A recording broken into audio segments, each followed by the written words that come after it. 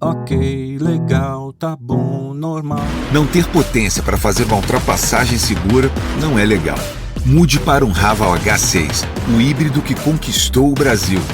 E tem até 393 cavalos de potência e 77,7 quilos de torque. Haval H6, a linha SUV eletrificada mais completa do país. GWM, Hello Tomorrow. Paz no trânsito começa por você.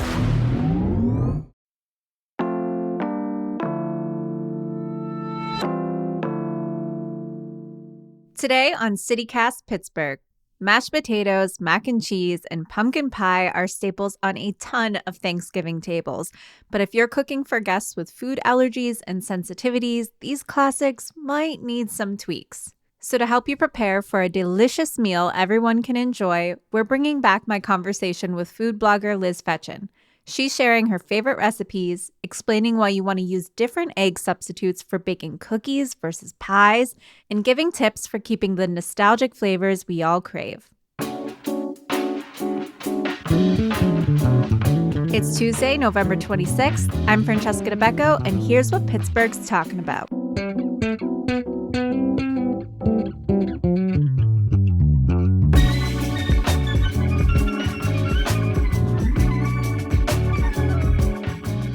You have a blog called Octofree where you share recipes free of the top 8 food allergens. And now you have a new ebook called An Octofree Thanksgiving.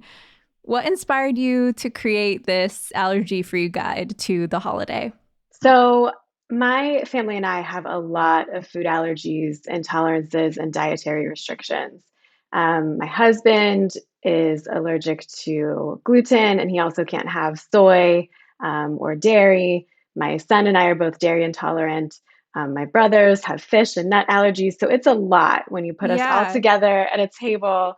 It can be very overwhelming. So did you cover all 8? Let's run through those. They're egg, soy, milk, wheat. What else? Peanuts, tree nuts, fish, and shellfish. Okay. I think you got all the other ones. So the only ones that aren't on my family's list, we can all have eggs, but my blog does not include eggs just because I wanted a place where people could come no matter what their top 8 allergens were. And not have to modify anything because modifying can be a big ordeal and a big undertaking, and the results do not always taste good. Right. I've done so much experimentation that, it can be difficult to modify a traditional recipe, which kind of leads me back to why I wanted to provide this Thanksgiving guide. When we all first kind of found out about these various intolerances and allergies, we really felt like we had to compromise when it came to holidays. We would maybe take one dish along with us that we knew we could eat, and then we could maybe have a little turkey and maybe have some fruit or something. But it was not the same as like your typical nostalgic pile up your plate and just go to town and have all of those traditional flavors. And that's really like the best part of Thanksgiving, if we're being honest. It's all the sides. Exactly. It really is. It's all about the sides. Right. So anyway, my mom and I actually, a number of years ago when I first moved into this house, we decided that we were going to host here and we were going to make the whole feast free of all of the allergens. So we've been testing and trying these recipes for close to 15 years, probably at this point. And once I started Octofree, I thought this would be a really great first product to put out there, would be to share, the full Thanksgiving feast, the way that we figured out how to do it so people can, enjoy Thanksgiving in a traditional way and still enjoy all the, great sides and the turkey and everything, but not having to worry about if there's an allergen or if they're going to get a stomach ache or have a reaction. Right. We don't want any of that. I mean, we want a little bit of discomfort that everyone feels on Thanksgiving from having a full belly, but none of the other discomfort. And, I think that you're really going to provide a service to people with all of your years of research and testing. I'm just like imagining you creating, and I didn't know how long it took you to write this book, but I was like thinking in my head you were doing like a full Thanksgiving dinner in the middle of summer. Like just testing all of these dishes. I did test some stuff actually, because I did not have a vegan pumpkin pie recipe. So that is one that I did. And if you look on my Instagram, there's some funny reels of some of like the epic fails of the attempts at vegan pumpkin pie, but I did eventually figure it out and it's delicious. Well, I will look back and make sure I know what not to do. But, say I'm hosting a dinner and I have some folks who have allergies and others who don't. Like, what are the best tips for serving everyone? Where do you start?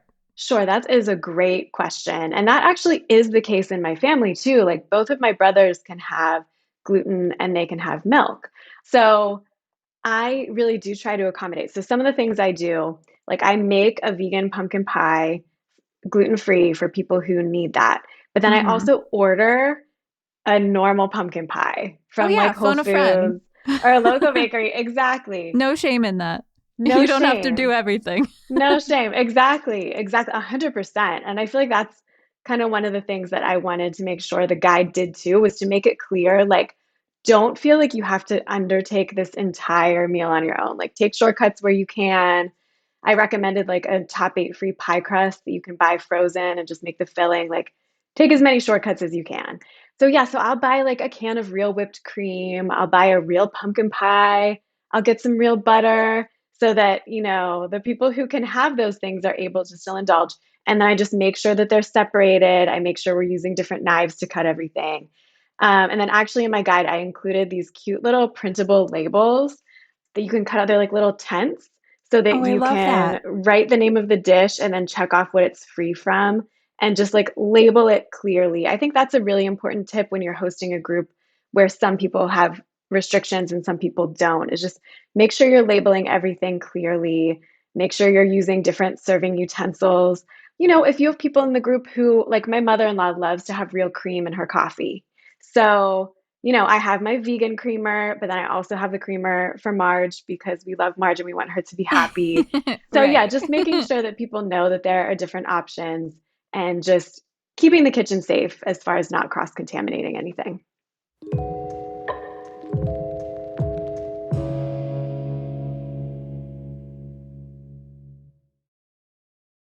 At the front of the book, I think this is really useful. You have a page all about the best methods for substitutions. And for cooks who are weary to replace their mainstays, the butter, the cream, the eggs, like let's talk about some of those alternatives and how they show up in your recipes. Sure. So there are definitely some items where I would recommend a specific brand if you can get your hands on it. Hmm. For example, the best vegan soy-free butter substitute is the Earth Balance soy-free butter replacement.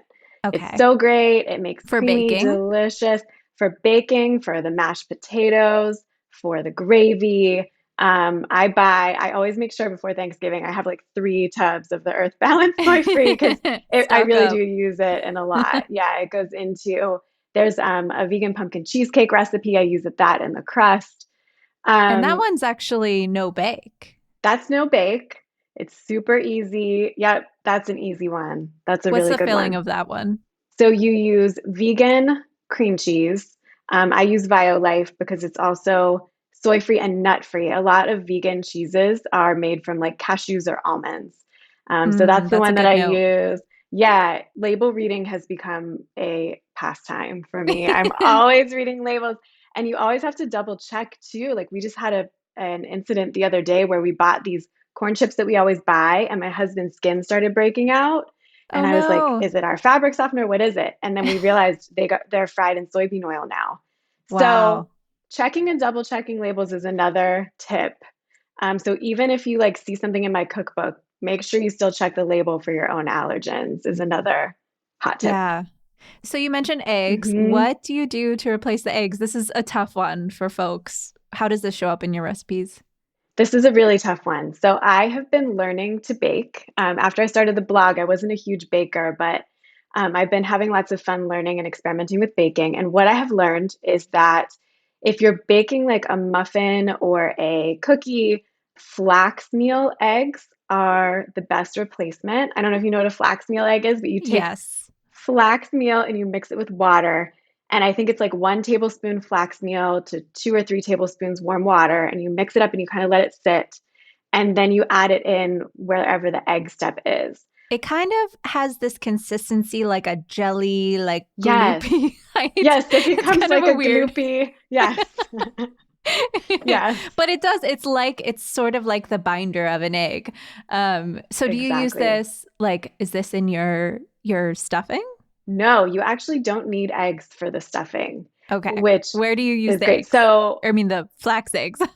So actually, I think in this cookbook, I don't think I use them at all because they do not work in pumpkin pie. So Good the point. egg in the pumpkin pie, the egg makes it custardy. So I have tried everything. I tried like egg replacer, I tried flax eggs, I tried chia eggs, I tried everything I could think of and everything people were recommending. And the thing that works the best in pumpkin pie is aquafaba as an egg Oh, replacer. Do you know what aquafaba is? yes. So that is the juice left behind of a can of chickpeas. So interesting. Exactly. Exactly. So, and this recipe is it's actually a very slightly modified recipe that I found on the New York Times for vegan pumpkin pie filling. And you use aquafaba in place of eggs. You literally put everything into a blender, blend it up, pour it into your pie shell, and bake it. So it's like That one of seems so the simple. easiest, yeah, it's one of the easiest things I tried, but was by far the best texture, the best taste. It turned out great. Go get those garbanzo beans, Go people. get those garbanzo beans. And actually, that's funny you mentioned that because I think I'm going to do a blog post about like what to do with your garbanzo beans. Like, use your aquafaba, and then here are some fun things to do with the beans. Absolutely. I love that. Well, I am deeply impressed by your book because you have it all set up on a timeline. You explain, first of all, you have a shopping list, and then you explain how far ahead you can work, some dishes that you can prep a month ahead, a week ahead, a couple days before. And that's really helpful for people who really don't know where to start. It can feel very overwhelming. I just want to shout out some of your other dishes that you have because my mouth is watering when I'm looking at these pictures. So you have savory stuffed apples in an apple cider reduction, crispy roasted Brussels sprouts, homemade applesauce, 3-ingredient cranberry sauce. We mentioned the vegan pumpkin pie, the no bake gluten free vegan pumpkin cheesecake, and you also have an allergen free apple crisp. This all sounds amazing. But of course, no meal would be complete without a drink to cheers with your guests. And you have two in the book. Let's talk about those. Yes. So, I really love the idea. People with food allergies and intolerances are used to going to a party and really not getting anything special. So I Mm-hmm. love the idea of having a signature cocktail for your Yes. guests as like that little something special. So I included two recipes in the book. One is for a mulled apple cider with vegan whipped cream, Mm, and one is for a gingery apple cider mimosa, which is really fun to actually have while you're cooking. that's so lovely. And these could also be mocktails too, right? Absolutely. Yeah. The mulled apple cider, you don't add the rum until the end. So you could serve it to your kids, serve it to any guests who aren't partaking in alcohol. And it's still great with the vegan whipped cream on top. And then same with the mimosa, you would just leave the champagne out. I love that. I'm just so curious though. Is there an allergy friendly version of a holiday dish, whether it's Thanksgiving or any other holiday, Christmas, that you're still working on or you've yet to master? Yes. I'm so glad you asked that because there are two, and maybe some of your listeners can help me with these. So the Yes. two most requested side dishes that people have asked me for on my blog that I was not able to include are like a baked mac and cheese with like a Oh, breadcrumb topping, and the other one is a green bean casserole. oh, that's a tough one. That Yes. one's So, so soaked in cream, yes, and all of the goodies. That's a challenge. it's But a I'm challenge. excited to see maybe what you come up with. I'm going to keep trying because people really want that. We'll check in with you this time next year. But for all Okay. of those other delicious dishes, make sure you go to Liz's website, octofree.com. You're really proving that the holidays can still be so full of flavor, even when you have food allergies. And I'm really excited to see Pittsburghers get inspired by you in the kitchen this year. Where can they find your ebook? So you can find my ebook at octofree.com/shop. It's $20. And yeah. Liz Fetchin, allergy-friendly food blogger, writer, and media relations extraordinaire. Thank you so much for sharing your expertise with us. Thank you so much for having me. So, a little update. I checked in with Liz, and it turns out she perfected her dairy-free, gluten-free green bean casserole. Oh my gosh, that's a mouthful. She said the trick is making your own oat milk-based cream of mushroom soup, and it's a lot easier than it sounds. It was a hit on her Thanksgiving table, and she can't wait to make it again. As for the baked mac and cheese, she's still working on that one, but she did discover a hack for making it in a rice cooker. But if you want more allergy-friendly recipes, Liz released another e-cookbook this year called Weeknight SOS. It has a month's worth of quick and easy allergy-friendly dinners to keep on rotation. Check out both of those recipes and the cookbook at the links in our show notes. That's all for today here on CityCast Pittsburgh. If you enjoyed the show, please tell a friend, give us a rating, leave us a review, and don't forget to subscribe to our Hey Pittsburgh newsletter. Hey, I write that. Check out more Thanksgiving to-go options on our website at pittsburgh.citycast.fm. We'll be back tomorrow morning with more news from around the city. See you then.